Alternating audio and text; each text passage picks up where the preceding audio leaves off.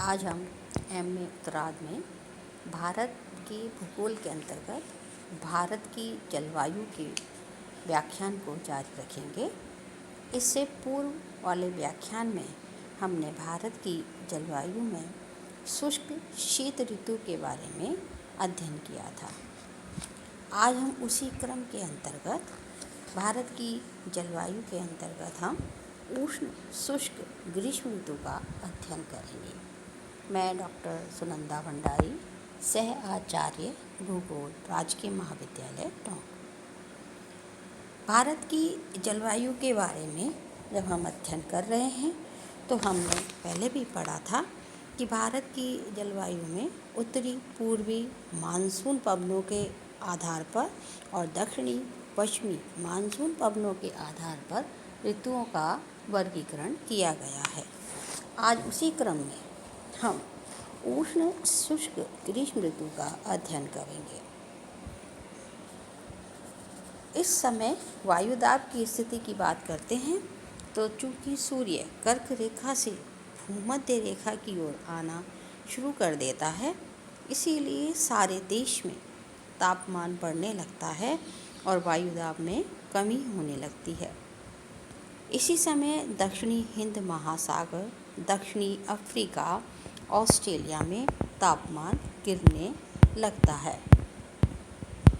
जैसा कि आपको मानचित्र में भी दिखाई दे रहा है कि दक्षिणी भारत में टेम्परेचर अधिक है, वहीं उत्तरी भारत में तापमान कम है।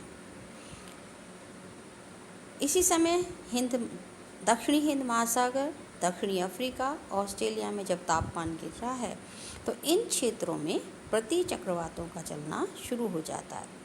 जैसे जैसे गर्मी का मौसम बढ़ने लगता है, वैसे वैसे निम्न वायुदाब का केंद्र सूर्य के साथ साथ पश्चिमी उत्तरी भाग में सरकता जाता है और इस समय 998 से 1000 मिलीबार वायुदाब अधिकांश उत्तरी भारत में रहता है, जैसा कि आप देख रहे हैं।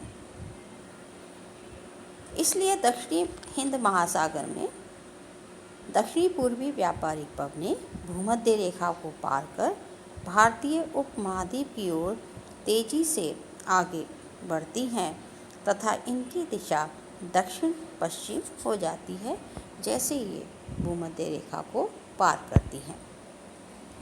मार्च से मई के महीने तक तापमान अधिक होने के कारण गर्म पवनें जो शुष्क होती हैं, चलती हैं, लू कहते हैं। ये गर्म पवनें दक्षिण भारत में नहीं चलती। उसका कारण है क्योंकि वहाँ पे समुद्र का प्रभाव रहता है। तापमान की दृष्टि से यदि हम बात करते हैं तो अप्रैल के अंत तक उत्तरी व उत्तरी पश्चिमी भारत में तापमान 40 डिग्री सेल्सियस तक हो जाता है।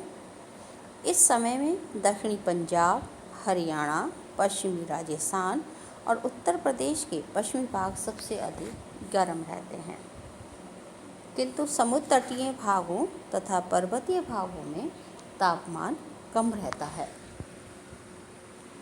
पश्चिमी समुद्र तटीय भाग में तापमान 27 से 29 डिग्री सेल्सियस रहता है।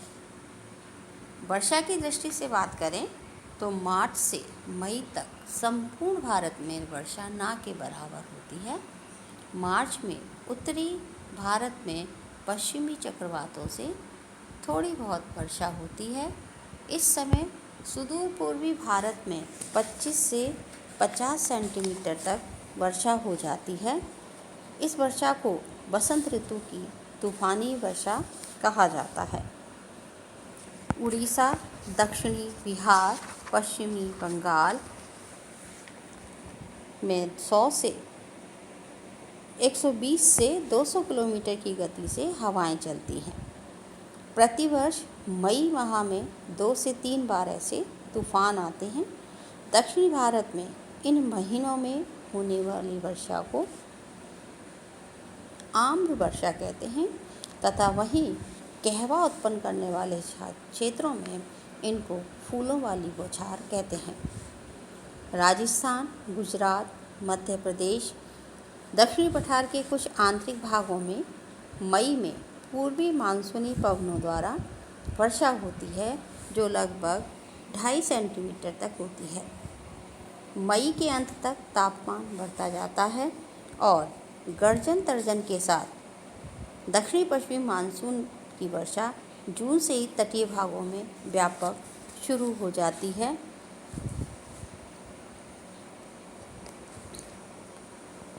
मई के अंत तक उत्तरी भारत में पवनों में अधिक शुष्कता रहती है और धूल के तूफान आने लगते हैं।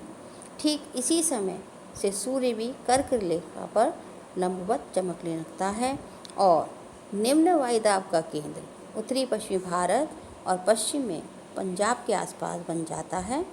यह निम्न वायुदाब का केंद्रीय क्षेत्र उत्तर पश्चिम तथा पश्चिम में पंजाब के आसपास बन जाता है। यह क्षेत्र गंगा के मैदान तक फैल जाता है। इस निम्न वायुदाब के कारण वायुमंडल में एक आघात, जिसे हम ट्रफ कहते हैं, बन जाता है, जिसे मानसून आघात यानी मानसून ट्रफ कहा जाता है। इस आघात के चारों ओर स्थानीय पवनों के चलने के कारण तापमान में वृद्धि और वायुदाब में कमी होती है। इस आघात के कारण ही उत्तरी भारत में तीव्र और शक्तिशाली पवनें चलती हैं। कुछ पश्चिमी चक्रवातीय पवनें पूरब की ओर 125 डिग्री देशांतर तक तथा उत्तर की ओर 30 डिग्री अक्षांश के मध्य एशिया में फैल जाती है। अतः इन पछुआ पवनों के प्रभाव से जेट स्ट्रीम की उत्पत्ति हो जाती है और इसके द्वारा इस समय चीन में भी शीतकालीन वर्षा हो जाती है। जून के प्रारंभ में भारतीय महाद्वीप का पश्चिमी तट दक्षिणी पश्चिमी मानसून पवनों द्वारा प्रभावित रहता है, जबकि पश्चिमोत्तर क्षेत्र में अत्यधिक गर्मी होने से न्यून वायुदान विकसित हो जाता है। आप मानचित्र में देख भी रहे हैं कि इस समय तूफानी चक्रवातों का मार्ग तटीय प्रदेशों में सर्वाधिक हमको दिखाई दे रहा है। इसी जलवायु के क्रम में हम तीसरी ऋतु के बारे में अगले व्याख्यान में अध्ययन करेंगे, जो कि हमारी वर्षा ऋतु है, यानी दक्षिणी पश्चिमी मानसून का समय जब शुरू हो जाता है उस समय। धन्यवाद।